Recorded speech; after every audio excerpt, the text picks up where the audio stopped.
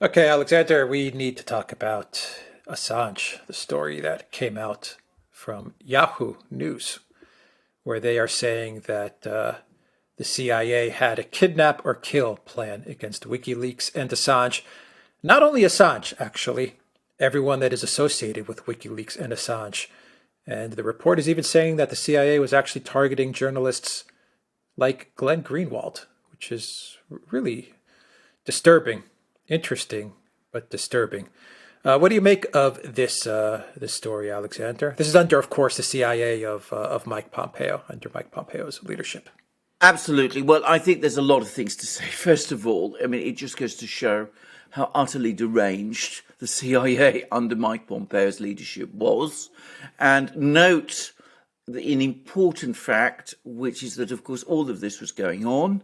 Remember that during the entire period of the Trump administration, we were having leaks of every conceivable kind, detrimental to Donald Trump. We got no leaks at the time about any of this, even though this is absolutely appalling stuff.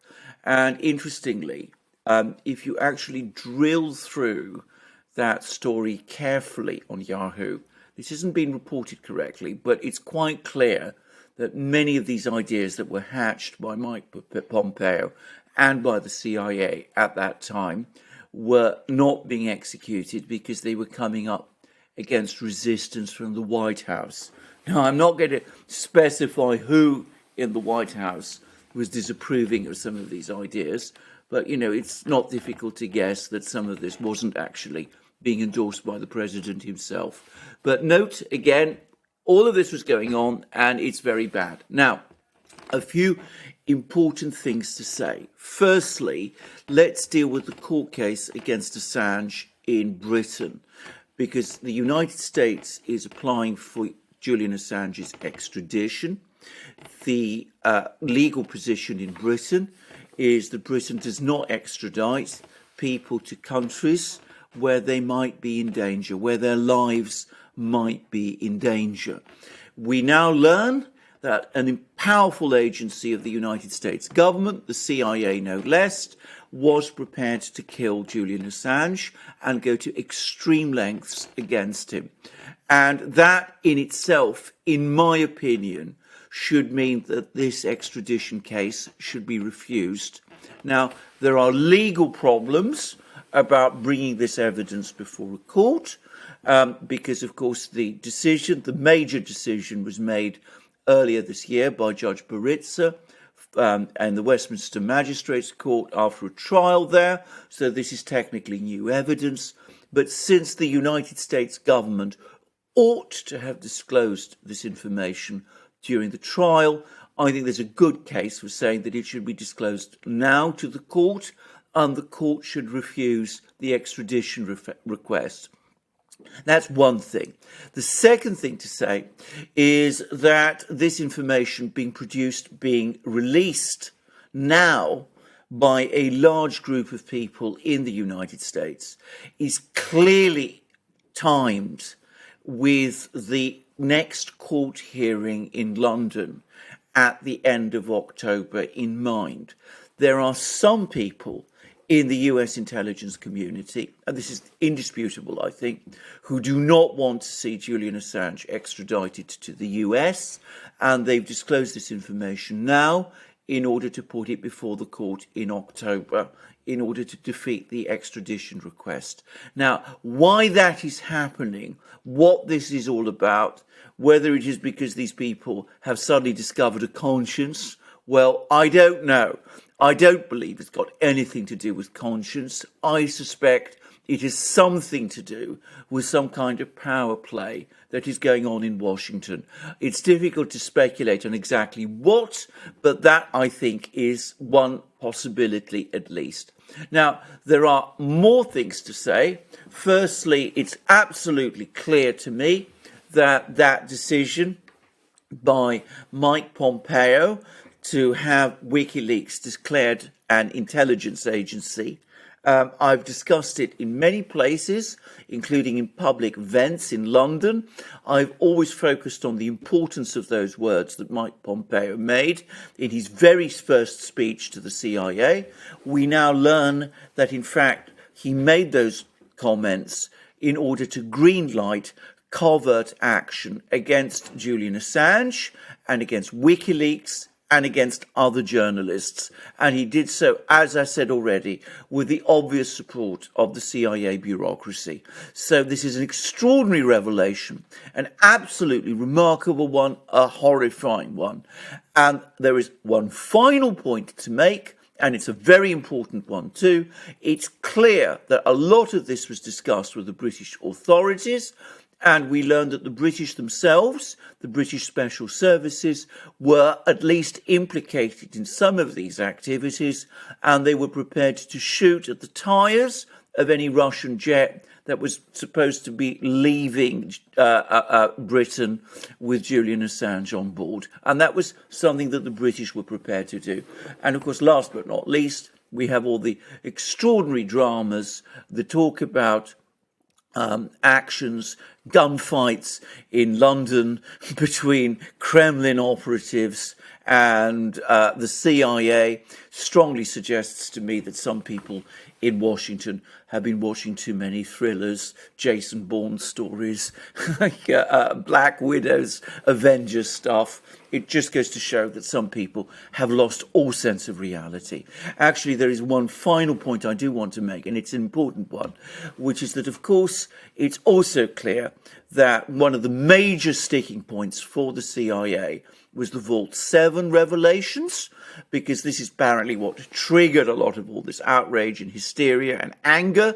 The United States government, the CIA, the Justice Department has never brought up the Vault 7 revelations in any of the legal papers that they filed against Assange, but we see that Vault 7 is actually a central issue. The Vault 7 revelations were a central issue in driving the case that the CIA, the Justice Department, the deep state of the United States has brought against Assange. So there's a great deal to unpack here, many very disturbing implications. This is really an extraordinary story, and note that it has not been denied. Yeah, you say that the UK government should drop the charges now. They should let Assange go free, essentially. That's what you're saying. Absolutely. That should happen. But what will actually happen? Well, that's nothing. That's nothing. I mean, your best guess. Your best guess. Nothing's going to happen. He's going to sit in the UK, or will this actually have a reverse effect and speed up his extradition to the US? Right. Well, I come back to what I said. You're absolutely right. You used the word should. By any legal standard, this ought to be the end of the case in Britain against Julian Assange. I mean, he's clearly in danger. If he's sent to the United States, he's clearly in danger because, as we've seen, there are senior officials in the United States who are prepared to kill him and actually plotted and discussed ways of achieving that objective. So that should be the end of any extradition case. Will it be? Well, every single procedural and legal rule in the Assange case has been broken or bent. And I have no confidence at all that that isn't going to continue. And I predict that the US authorities in the next few weeks and their British lawyers, which means, of course, the British Crown Prosecution Service, will insist that this is an irrelevant case, that this is just a story in Yahoo News, that it has no bearing on the case at all, even though it clearly does. And it will be very difficult, I suspect, to persuade the Court of Appeal back in the High Court, rather, I should say, in October to take proper cognizance of this matter. So I have to say this ought to be the end of the case. I'm far from certain that it will be. And we'll see what happens. The judges in London, in the High Court, are going to be extremely embarrassed and very nervous about how they deal with this, because I suspect that they know perfectly well what they should do, but they also know perfectly well what the authorities want them to do. And we will see which side of the fence they jump. Right. So at the end of the day, when you read this report, you get an understanding that the fact that WikiLeaks and Assange, they got information out about, say, murders in Iraq. Okay, They got information out that damaged Hillary Clinton and may have helped Trump. Okay, I mean they put out information that damaged Republicans as well. I mean they weren't partisan. They played both sides. When it came to information, they revealed stuff that was equally damaging to Democrats and Republicans. But when you look at all the stuff that they put out there, it's clear that the one thing that irked the CIA the most was Vault 7. Is all of this Assange obsession, all it comes down to, all of this is about Vault 7, which was a blockbuster document dump, sure. But I mean, I look at Vault 7 and I say, okay, it doesn't warrant this type of obsession for Assange and WikiLeaks, because a lot of Vault 7, even though we got a lot of the nuts and bolts of the technology that was used, you know, it's not a big jump for many people to say, okay, the CIA is using these tricks and tactics to spy on everybody. I mean, okay, we understood how they were doing it and everything, but you know, it wasn't, you know, a mind-boggling revelation for just about everyone on the planet to understand that the CIA and the MI6 are doing these things. So what is this more about the fact that the CIA and the MI6 are saying, you know what, if we don't punish the organization and the person that leaked these documents, it's not about the documents itself. If we don't punish them, then, you know, we may get more people trying to do this. That's what this is all about? Right. Now, I think there's a number of points to make here that I'm going to make, and I'm going to actually go back before we deal with that specific point to an earlier point about what will happen in Britain and what should happen in Britain. There is one very ominous fact about this whole revelation, this latest series of revelations from Yahoo, and that is that there is no single report that I have found about them in the British media. It's not been covered by any of the big newspapers here. It's not appeared on the BBC. There is absolute radio silence across the British media about this story. And that has to be extremely concerning because, of course, that suggests that the word has gone out across London to all the big media groups that you don't touch this story, this is too sensitive, and this isn't something we wanted to see discussed in the court hearings in October. So just, you know, focus on that fact. Now, let's talk about Vault 7 and let's talk about these things. There's a very simple reason why the US authorities do not want to talk about WikiLeaks' role in reporting the Vault 7 material. And that is because this is straight reporting. This is something that you can't argue that it isn't the work of a journalist to report material about Vault 7. The entire case that's been presented to the British courts about Julian Assange is about the fact that he supposedly, through his actions, put the lives of informants at risk. There is no evidence of that. No evidence has been produced of that. But that's the essential kernel of the case that they brought. The Vault 7 disclosures, by contrast, are straightforward disclosures about certain tools that the CIA uses. So they can't really argue that they have a case for extradition around that because that is simply pure journalistic activity. Now, we both know that this campaign to come after Julian Assange, and indeed WikiLeaks, long predates the Vault 7 revelations. I mean, this isn't, I mean, you know, it goes back years. It goes all the way back to the Iraq disclosures, to the points, you know, the collateral murder video, to the disclosures of what was going on in the United States and Iraq, you know, the war there. It was all about that, about the diplomatic cables, all of those things. This goes far beyond Vault 7. It also, of course, and let's be under no doubt about this, it also concerns, I mean, there's huge anger in the United States about Julian Assange's role in helping Edward Snowden escape the clutches of the US authorities. And there's also huge anger in the United States about the fact that he published all that material about Hillary Clinton in the 2016 election.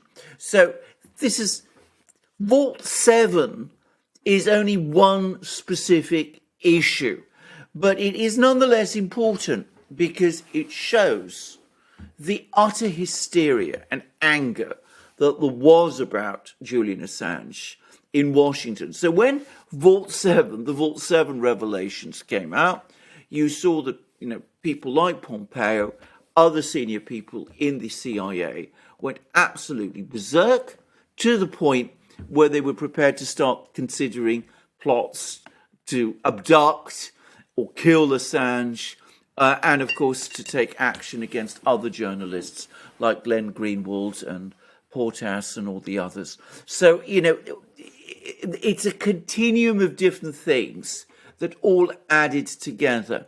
But the fact that they were so angry about Vault 7, that they were so prepared to go that extra mile, to do all these crazy things because of the Vault 7 revelations, shows that it is his journalism that really infuriates them, and that all the other things, the supposed disclosure of informants putting their lives at risk, which, as I said, there's no evidence for, that's all basically a pretext. It isn't the real case that the United States has against him.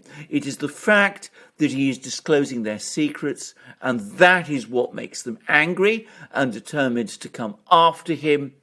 And they're prepared apparently to go, or some of them are prepared to go, to extraordinary lengths to achieve that. You're making the same point that I'm trying to make. It wasn't that, Assange pissed them off, right, over the years, whether it was the helicopters and Iraq or Hillary Clinton. I agree with you there. He pissed them off over the years, and they went after him. But the obsession, when you go through the report, the obsession to destroy Assange, not to just, frame him for some charges in Sweden or put him in prison or punish him for a few years and put him in exile at the Ecuador embassy. Okay, make an example out of him. But the obsession to destroy him, to take him out, that comes, it seems that everything was pushed over the edge by Vault 7. That was the tipping point where they said, you know what, this is not just about punishing Assange for 4, 5, 6, 7 years. Now we have to kill him because of this. And the reason is, and this is my point to all of this, and this shows the pettiness of the surveillance state.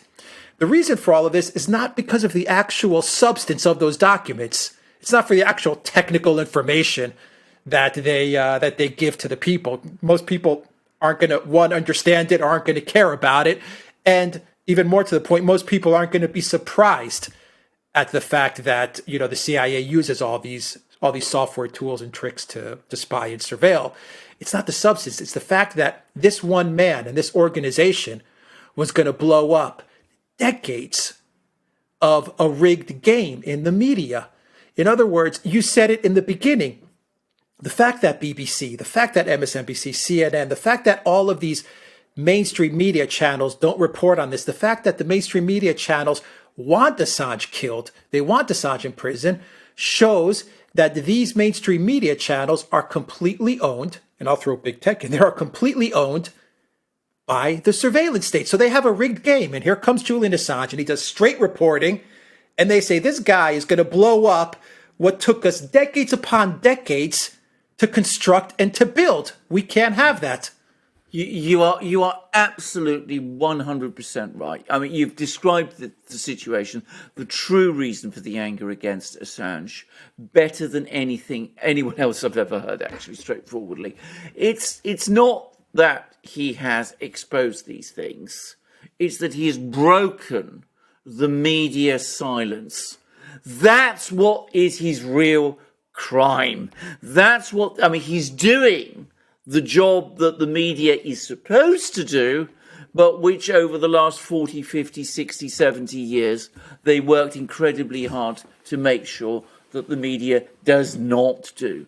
And when he comes along and he exposes things like humanitarian war crimes in Iraq and Vault 7 tools and things of that kind, he breaks that omerta, that code of silence around which the surveillance state has, weaved around itself so that it's able to continue and carry out its various operations without anybody knowing about them or discussing them in any single way. And that's it. That is ultimately the entire reason for the case against him. It is because he is a journalist doing the job of journalism. It's not because he's a spy or intelligence official or because he's putting, informants at risk or anything of that kind. It's because he has broken this code of silence, this omerta, if you like, which has protected the surveillance state at its core. And that they will never forgive, and they will go on coming after him indefinitely, and as they're currently doing in this impossible court case in London. Yeah, anyone that breaks this, the control and the power, that breaks this monopoly is destroyed and punished. This is everything that I'm seeing from the surveillance state is no different than what they did to, say, Parler, right? You come in and you destroy our monopoly, or you're trying to get in on our monopoly and control of social media. You have to be destroyed. Assange, you're coming in and you're doing straightforward journalism. We can't have that. You have to be destroyed. It's all about control and power, and they have invested decades upon decades, trillions and trillions of dollars to build this media and control apparatus where they literally control the people who are actually hosting the shows that much of the public is consuming on a daily basis on these mainstream media channels.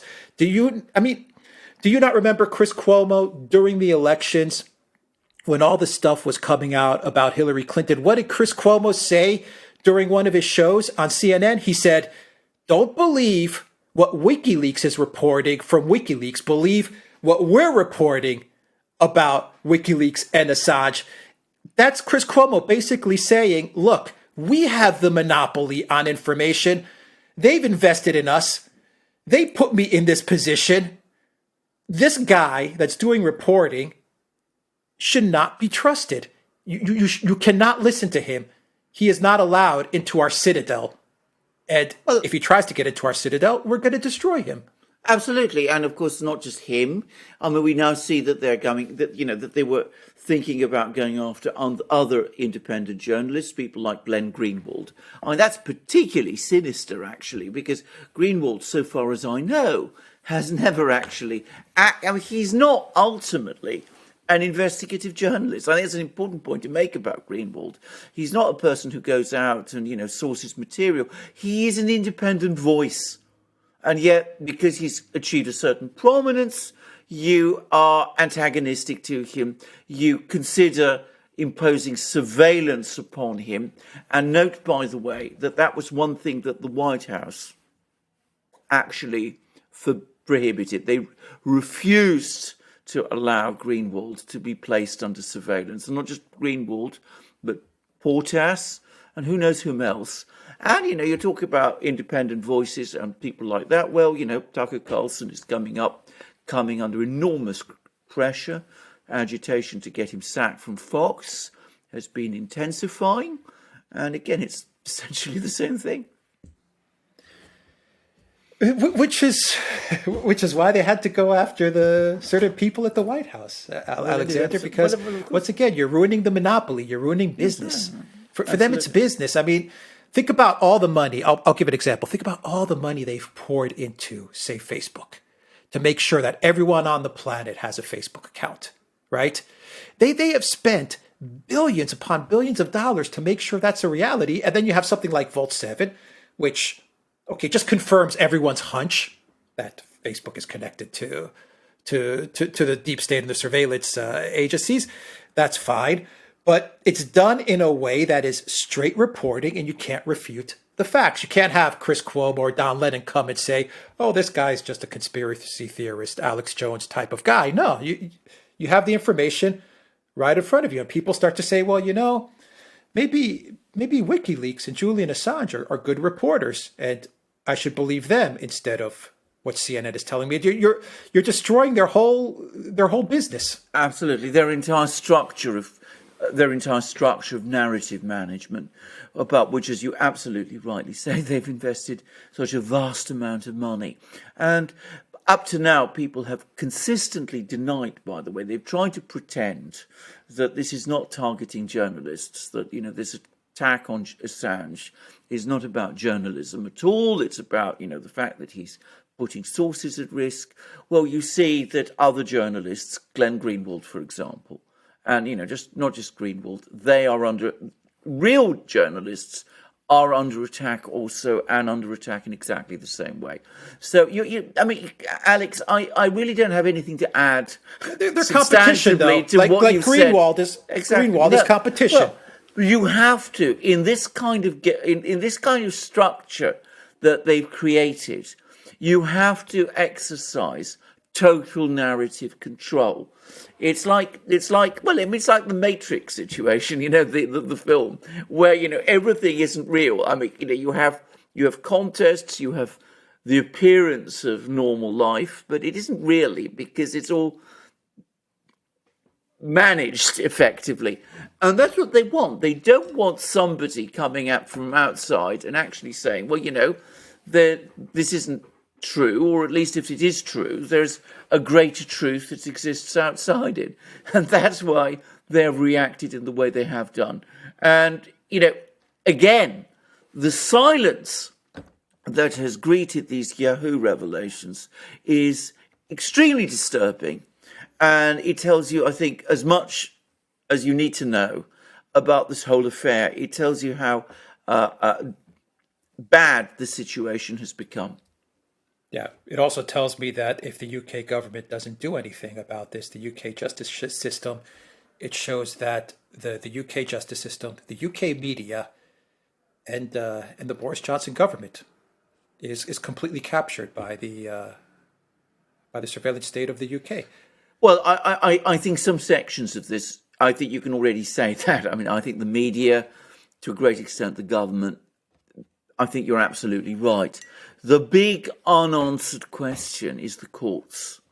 Now, as I said, we've had a very long historic tradition of independence by the courts. And by the way, this isn't something that came out of nowhere. The courts, way back, right all the way back to the 17th century, fought to achieve independence. You can, if you are trained in English jurisprudence, you can list all the names of all the great judges and jurists, people like Lord Justice Cooke in the early 17th century, Lord Mansfield in the 18th century, all these people who fought hard to establish the courts as independent and, famously said, however high you stand, the law is above you, all that kind of thing. Now, that's what we are now going to see how real it still is. I mean, does it still function? Does it still have any reality? Or have they been captured also? And I have to say, at the moment, the omens aren't good. I mean, straightforwardly. I mean, Baritza did refuse to extradite him, but she did so by evading all debate about the real issues in the case and looked instead for health, went for the health issue. Now the High Court judge has appeared to reopen that whole question in a way that I personally found extraordinary. So, I mean, this is, the omens are not, particularly good. As I said already, I mean, everything about that case, the Assange case, all the concepts of due process and legal structures that I've been aware of, I mean, they are already either bent or demolished. But this latest revelation and this hearing that's coming is, in my opinion, going to be the key test. Either the courts in London in October do their job and show that they're still true to that tradition, which goes all the way back, as I said, to the 16th, 17th century, or in effect, they've just become themselves co-opted into the system that you've described so well. Yeah, if they don't come through and do what's right, then for me it just kind of means that the UK is completely lost. And on a side note, this has ruined Pompeo. Oh, absolutely. Because it's going to ruin Pompeo with people that, say that MAGA movement or the libertarian movement, the conservative movement, or people that believe in human rights and free press. Pompeo is now destroyed. Well, you remember you going back to my early comments about the fact that I have skepticism that people have done this out of some sudden crisis of conscience. My own feeling is that this has been revealed in the way that it has been done, essentially because somebody in the US power system wants to smash Pompeo. I mean, Pompeo was clearly manoeuvring, and somebody wanted to put a stop to it, and they've just done it. I think that's what this whole thing was all about. Ultimately, at the end of the day, toast. All right, we'll leave it there. Let's see. Duran shop, 10% off. Use the code RealNews and Alexander. The Duran.locals.com. Indeed, and our magic mugs. I've got the flag of Britain. Well, we'll see whether this is still a real country anymore, because I'm beginning to have my doubts, by the way. I hope they do the right thing. I hope they do. Really do. I haven't given up hope entirely, but as I said, the omens are not good. Yeah. All right. It would be great if Boris Johnson did the right thing, too, but he's not going to. No. Yeah. Okay. We'll leave it there, guys.